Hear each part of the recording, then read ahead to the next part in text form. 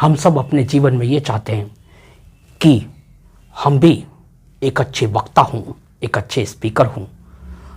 हमारी स्पीच ऐसी हो कि जब कभी भी हमको बोलने का अवसर मिले तो हम इस तरीके से बोलें कि सुनने वाले दंग रह जाएं और हमारी बातों का प्रभाव हमेशा उनके मस्तिष्क पे छपा रहे।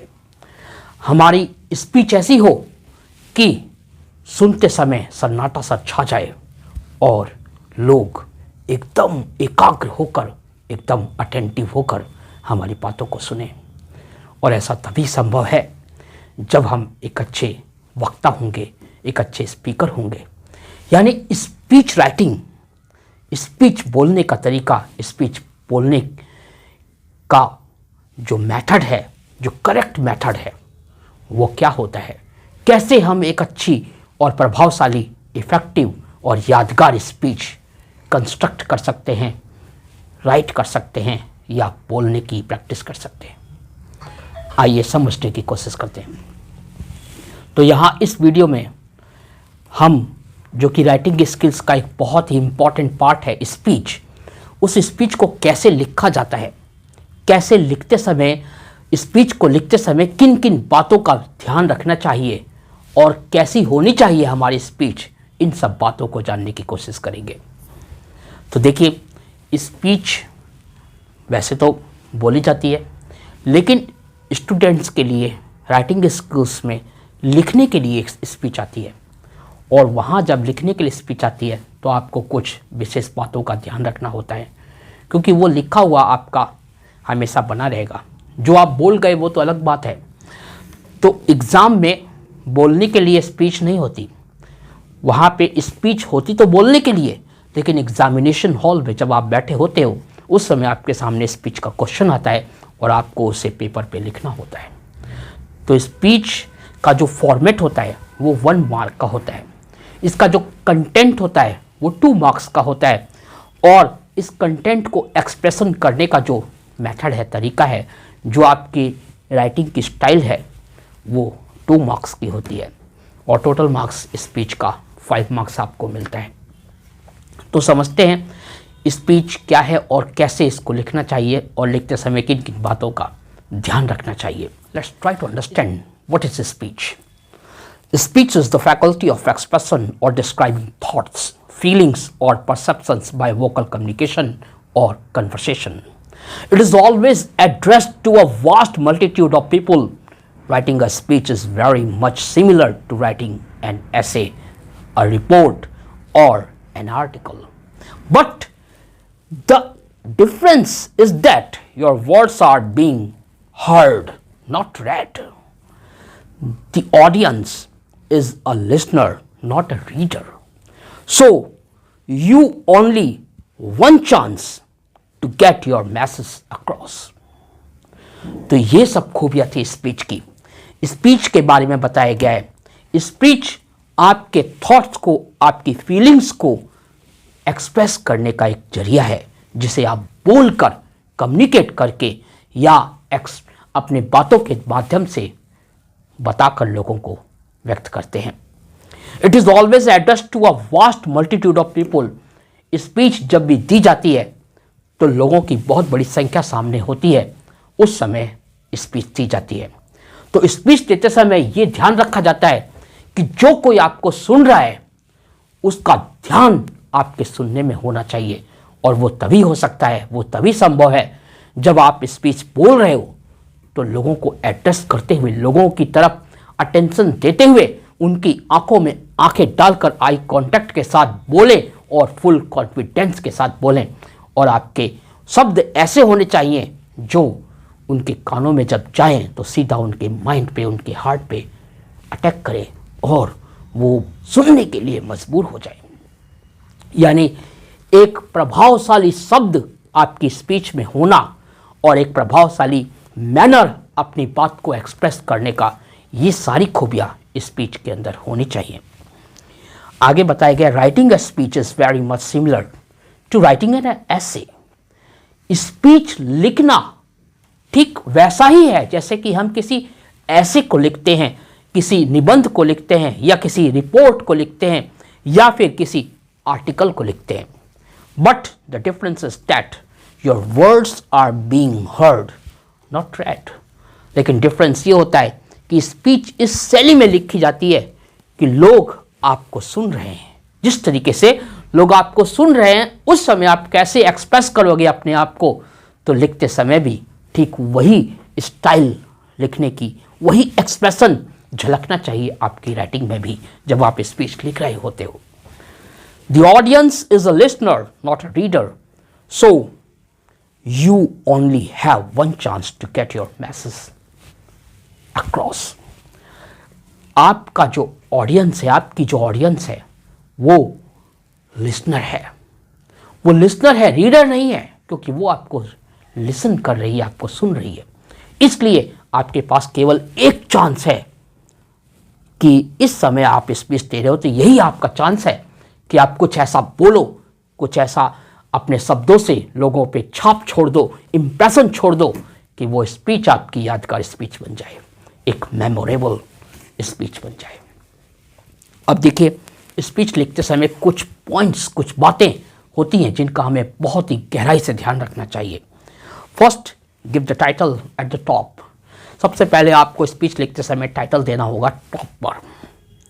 टाइटल दीजिए अच्छे साफ साफ और पूरे पेज के ऊपर टॉप पे, मिडिल में, सेंटर में आप टाइटल दीजिए और साफ साफ शब्दों में लिखने की कोशिश कीजिए। Second, begin with good morning to all of you, today I am here to express my views on the topic. और जो भी टॉपिक हो वो टॉपिक आगे आप बोल सकते हो। यानी इस तरीके से आपको शुरुआत करनी है। आप शुरुआत की जो फर्स्ट लाइन है वो आप जो भी दिन का समय हो उसके अकॉर्डिंग आप गुड मॉर्निंग, गुड इवनिंग या फिर good day, have a good day, इस तरीके से आप किसी भी तरीके से शुरुआत कर सकते हो। तो गुड मॉर्निंग स्टार्टिंग में आप बोलते हो good morning to all of you, today I am here to express my views on the topic. और आगे जो भी टॉपिक हो, जिस टॉपिक पे आप स्पीच देना चाहते हो वो टॉपिक आप बोल सकते हो। अथवा आप ये कह सकते हो it's a matter of great privilege for me to deliver a speech on the topic. आगे जो भी टॉपिक हो वो टॉपिक आप बोल सकते हो। तो इस तरीके से आपको अपनी स्पीच शुरुआत करनी है। ये एक वे बताया गया उन लोगों के लिए जिनके दिमाग में आइडियाज़ नहीं आते कि कैसे स्पीच को शुरुआत करनी है। और अगर आपके पास और भी अच्छे शब्द हैं जिनकी हेल्प लेकर आप अपनी स्पीच को स्टार्ट करना चाहते हो तो आप वैसे भी कर सकते हो, वो अलग बात है। लेकिन जिनके पास जल्दी आइडिया नहीं आता कि कैसे अपनी स्पीच को शुरू करें, उनके लिए ये पॉइंट्स बहुत ही हेल्पफुल होंगे। थर्ड पॉइंट में बताया गया है present tense is usually used when you write out a speech. जब कभी आप स्पीच लिखते हो तो अक्सर प्रेजेंट टेंस का यूज़ होता है, ज़्यादातर प्रेजेंट टेंस का यूज़ होता है। हो सकता है कि आप अपनी स्पीच में कोई और बात फ्यूचर की बोलो या कोई पास्ट की बोलो, तो वहाँ पे आपके शब्दों के अकॉर्डिंग, आपके वाक्यों के अकॉर्डिंग, सेंटेंस के अकॉर्डिंग वो टेंस भी यूज़ हो सकता है। फोर्थ पॉइंट में आपसे बोला गया है define the topic, give its causes, effects, the present state and remedial measures. आपको जब स्पीच डिलीवर करनी है तो आप अपने टॉपिक को डिफाइन कीजिए कि जो टॉपिक है उस टॉपिक का मीनिंग क्या है, वो टॉपिक का कॉज क्या है, और टॉपिक एकदम समझ में आना चाहिए जनता को, सुनने वालों को, ऑडियंस को। इस तरीके से आपको अपने टॉपिक को डिफाइन करना है, इसके कॉजेस बताने हैं, कारण बताने हैं, इसके इफ़ेक्ट्स, प्रभाव बताने हैं, और प्रेजेंट स्टेट क्या है, जिस बात पे, जिस मुद्दे पे, जिस टॉपिक पे आप बोल रहे हो उसकी प्रेजेंट स्थिति यानी कि वर्तमान स्थिति क्या है ये आपको बतानी है, and remedial measures.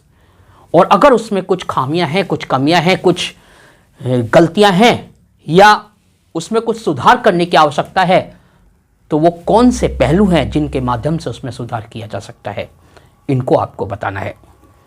Next point number 5, clarity, organization and systematic representation of ideas are very important.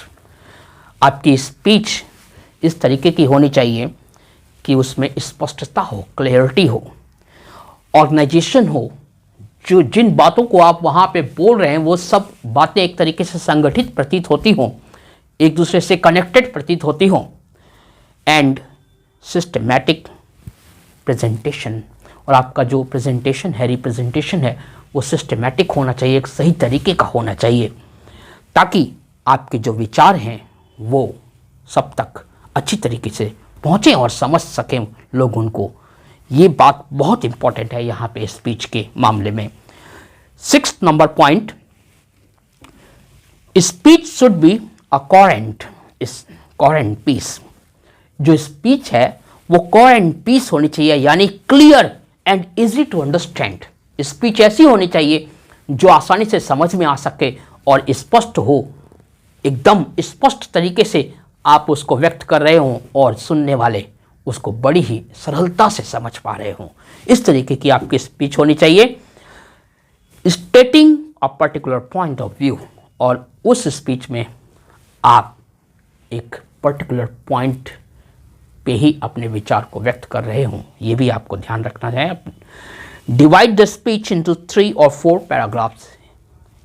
आप जब स्पीच लिखने की बात है तो लिखते समय आप अपनी स्पीच को कम से कम 3 या 4 पैराग्राफ्स में आपको स्पीच को डिवाइड करना है।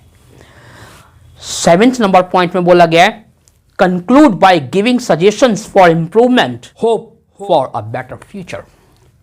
आपको क्या करना है, स्पीच देते समय लास्ट में जब उसका आखिरी पड़ाव आता है, स्पीच खत्म करने की कगार पे आप जब होते हो, तो आपने जो कुछ कहा उसका एक कंक्लूजन भी आपको बताना है, यानी कि जो कुछ उसका निष्कर्ष निकल रहा है, जो कुछ भी रिजल्ट निकल रहा है, जो कुछ भी कम आउट हुआ आपकी इन सब बातों से जो आपने एक्सप्रेस किया ऑडियंस के सामने, उसका एक कंक्लूजन भी आपको लास्ट में बताना है। और कंक्लूजन देते समय आपको ये भी बताना है अगर उसमें कुछ इम्प्रूवमेंट की आवश्यकता है, कुछ रिफॉर्म की आवश्यकता है, तो आपको उस इम्प्रूवमेंट कैसे होगी उन मेथड्स को भी वहाँ पे बताना है। Always make a rough draft. और जब भी आप स्पीच लिखते हो किसी पर्टिकुलर टॉपिक पे, तो उसमें आपको किन किन बातों पे, किन किन मेन मुद्दों पे आपको बात करते हुए उसको लिखना है, उनका एक आप कच्चा रफ ड्राफ्ट बना सकते हो और फिर उनको देखते देखते आप अपनी स्पीच को राइट कर सकते हो, लिख सकते हो। Layout of a speech, speech का एक कैसा रूप होना चाहिए उसको समझने की कोशिश करते हैं।